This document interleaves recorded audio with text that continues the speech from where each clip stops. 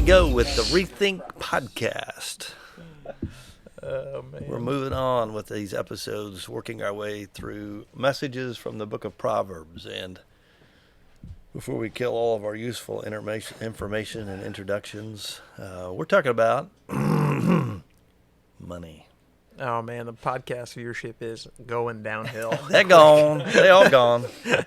Hang on, let me get them back. How to make money. Oh, there we go. 10 easy They're steps back. to Hey, build I'll your put- wealth. Yeah, I'll put my Coinbase link in the bottom referral. Yeah. Just click that link. I It get is. $10 every time. It's tax season. It's getting close.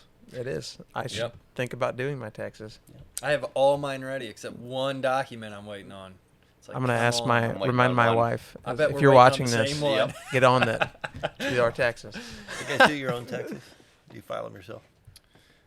I did before I became a minister, and then it's like, You know, it's a I little found bit different, so it's now. a whole lot easier to write a check, Yeah. you know. Yep. They're a lot more complicated than I thought they would be. Yeah. Do you do your own? Yeah. It's the only way to make it come out the way you want. Exactly. He gets a refund He's every a- single year. He's about ready to get audited. You're the IRS. I am actually a certified tax preparer. That Are brings, And you really? don't do I your actually own? am. No. that brings me no No. comfort. Now, I'm very good at 1040 EZs where you just plug in the numbers. But I try to talk it up to potential clients like, this is tough. Just You're- let me handle it. You're the guy at Walmart at the little Yeah, booth. the little kiosk. Bring your taxes in here. We'll put the numbers in. Yeah, I don't do my own You got taxes. 2 sheets? Nah. My stack of papers that I have to take is ridiculous, and I'm like, nah, I'll just Yeah. pay someone to do that. Yep. So it's like there's certain things that I can do, and there's certain You things. do them yourself, you don't have to have a stack of paper. Yeah. you just make up the numbers as you go. So you're like, yeah, I think that's about right. Yeah, put that one in there. Yeah, I don't make enough. The IRS isn't going to show up. Yeah. Even if they do show up, what are they going to get? True. Drive by your house and they're like, pass. Sorry, sir. It's all up here. All my receipts right here. Your Just getting them records are- out of here. If your records are too good, they'll find something. That's as good as money. That's an IOU. Yeah, no. So basically, no, I don't do mine. Okay. You're the only one. You're the. Yeah, I probably shouldn't be. It's fitting that you're the only one, though. Wise beyond your years. Yeah. I was trained by a guy on how to do mine. I just stick with it. We see a guy at Hasn't Walmart in a changed little in kiosk. 20 I charged him years. $150 to do it. Well, Showed him everything I knew. before he was arrested,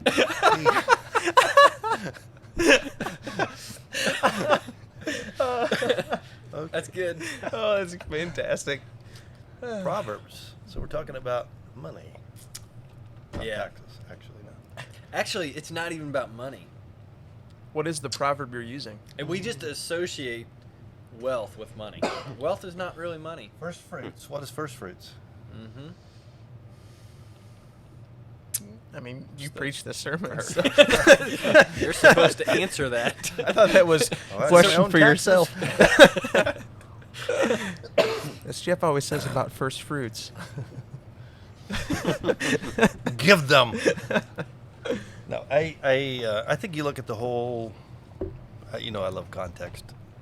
So if you back up to the first part of chapter 3, because I use verses 9 and 10. And by the way, I loved preaching this. I did it in Clay County and then Effingham. I did the recording in between. So it's neat to be able to share the same message in different venues. And we've done that through this series in Proverbs, and I think it's been, at least we've enjoyed it. I don't know if people like having a different person up front every week. I think they probably do. Yeah, let us know in the comments. No, don't. Just kidding. It means we preach each sermon 6 times. Has anybody else found that as to be a challenge? Yeah. No. No? It's like just Just practice. well-oiled I need the machine. practice. No, I need the practice. So it's like, oh, I can do it better. To me, it's like listening to yourself in a recording. I got tired That's of rough. the Worst. Yeah, I quit listening real fast. And it's hard. It's hard for me to do the same thing. I don't do the same thing. Yeah. That's part of it. I feel like when we've done this, by second service, if I've started at Clay County and done 2 services, then the recording, then on Sunday morning at Effingham, by the second service, towards the end of the sermon, I'm like, okay, yep, I'm done. And then by third service, come to it's third like, service. You know what just happened gone. in the recording process? We got cut off Are we back because to we recording? filled up an entire. Are we back? We're back. We're back. We're back. Hey, Whoa, we're back. hey. Whoa, hello. Like nothing. We just got cut off in the Happened. midst of a sentence by Matt. Let's see if he remembers what he was going to say. I have no idea what I was going to say. You Something about- recorded the sermon 3 times. Yeah, I was just talking about when you preach something 7 times. 6. 6. and I was saying by the third service of the second week that you preach, who knows what you're Yeah. going to say. Yeah. So come to third service. Yeah. And, Come to third service on the 27th and hear Ben preach this sermon 6 times. yeah. Who knows what I'll say. Could be fun. Be a good time. So I did Proverbs 3, verses 9 and 10. That was the focus point, and I did that for all 6 messages. And I'm talking about money. In case you're wondering, there's a school underneath us. The children It's are like there are downstairs. children in my head. Okay, good. I'm glad you guys hear it too. I just thought I was at home. What are for we a talking second. about? You were talking about Proverbs 3. Yeah, Proverbs 3. So I backed out. Like, I love context, and I did beginning in verse 1, and just pointed out that there's cause and effect. There's, if you're obedient to the blessing, or you're obedient to the command or instruction, there's a blessing. If you walk in wisdom, it's not just about knowing God; it's about following and obeying God. And so we've got all these things set up that lead us to this discussion on stewardship, money, and. As I said before, we realized we weren't recording. It was like the best content we've It ever really was, created. yeah. By the way, it's gone for the ages. Sorry to the audience. You were robbed of that gold. It's Stefan at Christchurch. No, I think it's Jordan Pride. Oh. Does he even have an email? Jordan at Christchurch.com. That's right. Thank you. Anyway, before he messed us up, he'll never watch this. It doesn't matter. We were talking about money and the fact that some people, they just don't like it when we talk about money. The common refrain, we don't hear it here a lot, but sometimes, is all the church wants is my money. Matt mentioned somebody Yeah, I ran into challenged this. him with that. I ran into this guy that I don't know. I've probably talked to him 4 or 5 times, and over 70% of the conversations have been about that, About money. about money. And he mentioned that yesterday. He just said, like, one of the reasons I struggle with the church is that I feel like all they want is my money. And I immediately said to him, I think you got to understand that really this is about worship. It's not about money. And for us as followers of Christ, this is an act of first fruits. It's giving to God what it was already His.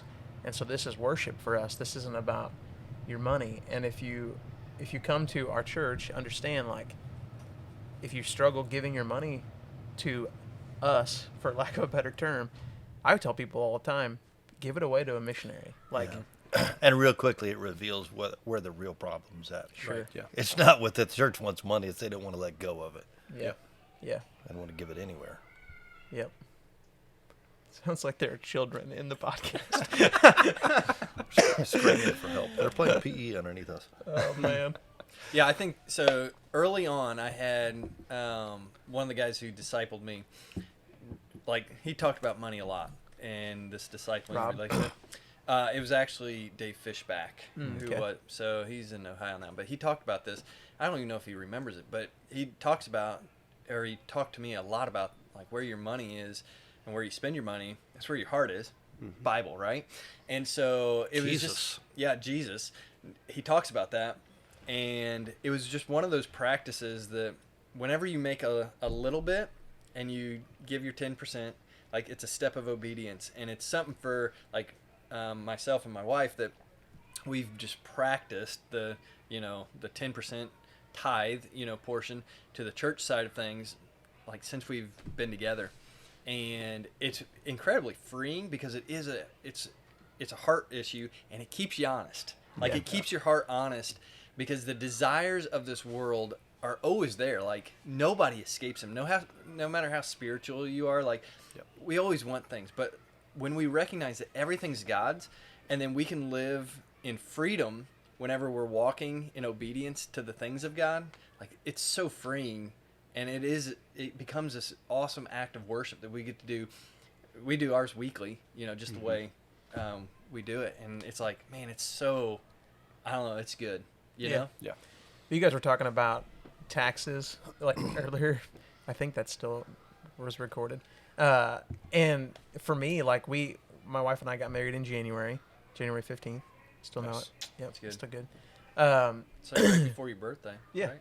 We got married in January, and then, I'm the guy that waits till like April 14th. And we're sitting in an H&R Block, and the tax preparer asked for our charitable donations, and I'm like, yeah, I lost those. No, I mean, it's like I so didn't. you lied No, I didn't as lie. well as I just said I don't have them. I don't have any of those. And for me, that was like the turning point of like, how am I gonna lead my family in this area? Because I grew up in church my whole life, but that wasn't really a topic of conversation a whole lot. And so I had to kind of learn from the very beginning, like, hey, I do this not because I'm a pastor or because of anything. I do this because this is me worshiping God. It's giving it back to Him what He gave me, and it was a learning process, Yep. And so for us, like what we do is, I don't know what you guys do, but we decided to give online, and there was a lot of tension in our household. Like, is that just like kind of just getting out of it? You know what I mean? And it's like, no, we've made the decision that that's the very first thing we do. Yep. It comes out on a Wednesday because we get paid on Wednesday. Mm-hmm. And so, yeah, it's just what we've chosen to do to make sure we're honest and we're living what we believe. In preparation, I read somebody's comment that we're no further along in our relationship with the Lord than we are in our ability to trust Him with money. Mm-hmm. And I thought, man, that is so practical and true. If you want to test where you're at with God, where are you at with money? Yeah. Right? And it makes sense. Jesus, in 1/3 of His parables, talks about money. But yet, so many people don't want God's advice on this issue. Yeah. It's like you're losing by giving. No, you're not. You're gaining that because it's all His. Yeah. And you're putting your trust in Him. You're by giving, I think you're saying, I think you're going to take care of me today and tomorrow and forever. Mm-hmm. Yeah. So here's just something else that like has helped me in this, because we were talking about this before the podcast. A lot of times we think wealth is only dollars and cents that we have, but wealth is really all the things that God has given us. That means our time. It means the possessions that we have. It means the skills that we have. And so when we talk about giving our first fruits, to the Lord, it means that we are all of life giving our wealth, understanding that God is the one who gives us health. If you go up just above it, I was going to make a joke earlier about, you could have preached prosperity gospel here, health and wealth. Mm-hmm. It's right here. But like he gives us the ability to work. He gives us the skills to work. He gives us all these things. And a lot of times we narrow it down and we actually limit people in their giving to just dollars and cents. Yep. When wealth is really all the areas of life that God has gifted us with, and all of life is a gift. And so, like, we look for opportunities to just share with what God has given us to help others, and then use those things to point to Jesus. And it's fun whenever that happens. Mm-hmm. We've kind of grown in that idea of tithing and giving and stewardship not just being limited to your wealth.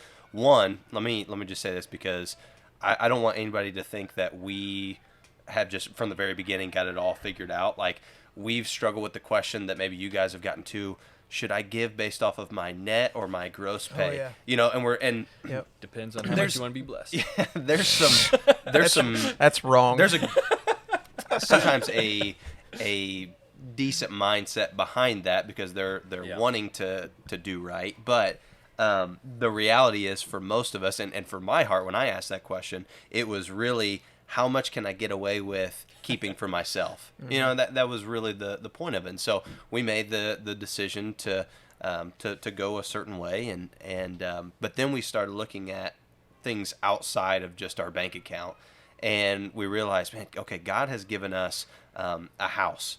What are we doing with that? And so we made the decision, it's about 2 years ago now, that once a week, and that's changed since we had a baby, but once he gets a little older, we're going to get back in this routine. But once a week, we're going to have somebody over to our house and have a meal. Mm-hmm. And excuse me, it is stewardship of our time and building those relationships. You only need to do that every 10 days. Is that right? Okay. A tithe of your days. No. Well, we're a little bit further along than that, I guess. It's actually only 36.5 above days. Above and beyond. Let's do the math. Above and beyond is what we've tried to do. But, I mean, it's so true. Like, okay, God, you've given us this house. You've given us so many hours in the day. You've given us these resources. Okay, we're going to use those to build relationships, not just to make friends, but to have gospel-centered conversations. And so I think that's so true. Like, don't get so caught up in just money. It's your life. Mm-hmm. Like, you are stewarding this life that God's given you. It's a really good illustration. Yeah, the perspective is that we, what do we give? That's God's. What do we keep? That's ours. And that's the whole point of giving the first fruit is a declaration that it's all God's. Yeah, mm-hmm. yeah. And the part that comes later after the first fruits is that's a gift from God. And so it's all to be stewarded in a way that glorifies Him. So giving is just an acknowledgement that He's the giver. Yep. And well, you did a series when Janelle and I first came to Christ Church. And Before you worked here, right? I think it was before I worked here. Prayer at Jabez? That was not it. That was the next series. No, it was the ABCs of giving. Oh, yeah. I will never forget Randy that series because Alcorn, Barry right? Cameron. Oh, is that who it is? Okay.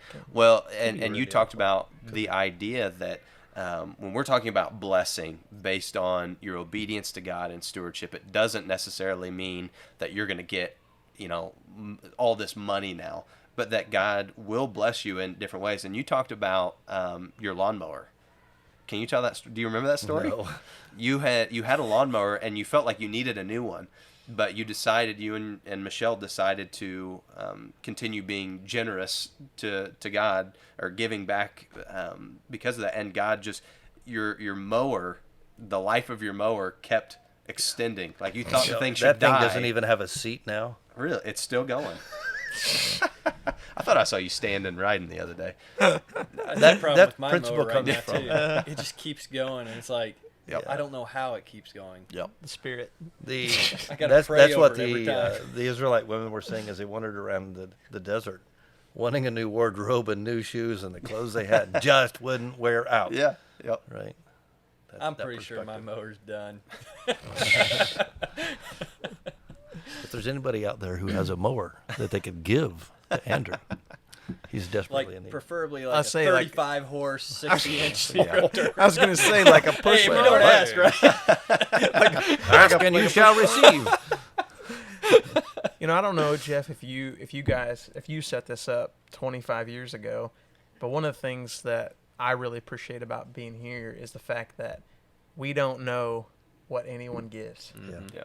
And so it allows us to have real honest conversations with people because we don't know. Yep. And I love that. Yep. Yeah, it's one of my favorite things when we talk about money. I remember that series that you're talking about. It's not been as impactful in my life as the series we did that I think derived from some stuff from Rick Warren, where he talked about giving 1% more every year. Yeah. And my wife thought that was a good idea. We had to stop that. Well, once you got to thanks, 99%, It's been like 25 years ago. it was a long time ago. I remember that too. Yeah, it hurts. So you actually encouraged my family to do that. I mean, you didn't like come to me and ask me that. I mean, it but- wasn't enough. They're not Right. doing it, but No, We're persuasive. So They thought about we it. tried that, and we did it for a while, and it was one of those things that we learned a lot in that process, and we actually stopped whenever we did the adoption because we had like increased that significantly. God blessed you with too many kids. Yeah, so- and I was like, okay, let's. The quiver is full. Let's stop. We've actually stopped giving. No, Just- but we're still eating mac and cheese. I will say those were some of the most challenging years of our marriage, like financially, but at the same time, some of the greatest lessons of God and seeing God's faithfulness, like in ways that are unbelievable. And so, that was a huge piece of our like development in our giving as well. So the idea there is that whatever we're giving, whatever percentage, whatever you want to do, when it gets to be an obligation for us, when it becomes a religious duty or a practice that we do by requirement, we're in dangerous territory with that. Yeah. Mm-hmm. Right. It's an act of, as you said earlier, it's an act of worship, and sometimes you have to do what is right in order to feel what is right. I get that, but you can't stay there. Right. Yeah. It needs to be an expression of our heart. Yeah. Well, I think there's a stigma, and if we're honest, we've all probably bought into bits and pieces of this, that more money equals more joy. And we've all been involved in missions and gone overseas. And Matt, you and I, when I first started, we went to Costa Rica and we went to Hobo. I don't know if you remember. We went to the pastor. People are like, where is that? Yeah. So we went to the pastor of that little middle of the church's jungle. house in the middle of the jungle, and we sat down to eat. And I remember we didn't think much of it. We had rice and beans all week. We had rice and beans, and then there was some meat, and we ate it. And afterwards, Carlos had told us that, I don't think you guys know what just happened. He said that family was saving that, and that was probably the only meat they would have that year, and they gave it to us. And I was struck by, one, the generosity, but two, how little they had and yet how much joy they had. Mm-hmm. And from that, it's why I think everybody needs to go and see that. Not from the standpoint of we're going to go help these people, but just look at what God is doing through that, despite circumstances. And I think what it's shown us is, man, we're not, our happiness, our joy is not found in our stuff, regardless of what the culture is telling us, because that's what it's saying. It's saying if you get to this in your portfolio, or you get to this amount in your bank account, then you're going to finally reach a joy that you don't have. And the reality is the goalposts continually move in that. Yep. It's more than just joy. I mean, the culture is saying that's your identity. You are what you have. You're judged by what you have, and it's your security. Yeah. Yeah. Yeah. I mean, chapter 6 talks about ants and commends ants, in the Proverbs for storing up things. And so I'm in this phase of trying to figure out if I'm going to have enough to ever retire, at least stop getting paid for this. And so I've been putting money, January's been horrible. I added 3 years to my work life just in January. But that's not my security. Mm-hmm. If I have enough set aside to trust in that, no, that's dangerous. Yeah. My trust always has to be in God. And I think for the people like us, because let's be honest, we all have plenty. Yeah. By world standards, we have plenty. We run the risk of our security and our identity and our joy being bound up in what we've been blessed with by God. And he blessed us to bless others. And so what are we going to do with that? We've got to keep that focus. And I think that's the blessing of giving of the first fruits. It's that declaration that this isn't mine, this isn't who I am, and this isn't my future. Mm-hmm. I trust you, and you're my Father, and you're going to take care of me. And when we get to that point in our faith, and I don't, I'm saying that like I'm there. It's a shifting. It's a shifting location for all of us. It's a daily. It's because it's a worship issue. It's a daily thing you have to surrender to God. Yep. Because you're right. Like that's why Jesus warns about money, specifically. And whenever he talks about, it's tougher for a rich person to enter the kingdom of God than go through the eye of the needle, is that concept, because so much of our identity and purpose and what we even work for, like think about that, what we spend years working for so that we can retire, like that's not a biblical idea, we work for God, and our purpose identity is found in our work for God, and he then supplies us what we need. But Satan is does a good job at distracting us from what God wants to do in our lives right now and the future. Yeah. I think of the, the seashell story by John Piper. Yep. And you read that. It's been probably a year ago now in one of Yeah. your sermons. But basically, he was at a like college age conference, right? Mm-hmm. And read this story of this couple that retired to Florida and spent their retirement years picking shells. And it sounds great to an American viewpoint. Sounds terrible. And he but- said, "Well, picking shells that sounds fun." They were like but walking on they the had beach they had a and- big boat. They had all this Yeah. stuff, and he's like, "This is a tragedy."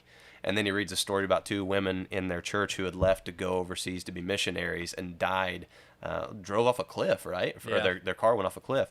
And but the reality was they had submitted to Christ, and they were in eternity with the Lord. And he's like, this is not a tragedy. There's two varying viewpoints, and one is a tragedy by wasting your life, and the other is not. Sounds like a story Jesus tells about the man who did well, kept his Yeah. crops, built bigger barns, Mhm. Yep. and he was foolish because that night he dies and Yep. he doesn't have a relationship with the Lord. Yeah. Well, that's the latter part of this verse I think is important for us to note. Verse 10, your barns will be filled to overflowing, your vats will brim over with new wine. That's not more stuff necessarily. I think it's not about our pocketbook, that's about our heart. Mm-hmm. And contentment and peace and security and joy and happiness and identity. Man, what's that worth? Mm-hmm. What's that worth? It's worth a lot. Final thoughts on money? It's not bad Money, or money, good. money. It's not It's a yours. multiplier. It's not yours. Yep. I mean, you had said before, if you're struggling with suspicion of the church, give it to somewhere. I would prefer a Christ honoring Absolutely. organization or mission, Absolutely. but try it. Test God in it. I mean, he's going to be faithful to this. So if you're not, we can all vouch that God has blessed and He sustained us when we submitted that to Him. So I would encourage you, try it. You're not going to regret it. And if you try for 90 days and you don't like it, Ben will pay you back. So That was a Jim Miller. That was a Jim Miller guarantee. The 90-day man. guarantee. the 90-day. You give for 90 days, and if you don't think it was a good thing at the end of it, you can have it back. That's Ben at Bold. Christchurch.com. Ben V. Oh. Nobody- Make sure you spell it right. No, nobody ever asked for it back, but interesting. All right, that's our discussion on money. Our summary for today is give. Give more. Give freely. Give off. Give cheerfully. Give. Oh, man.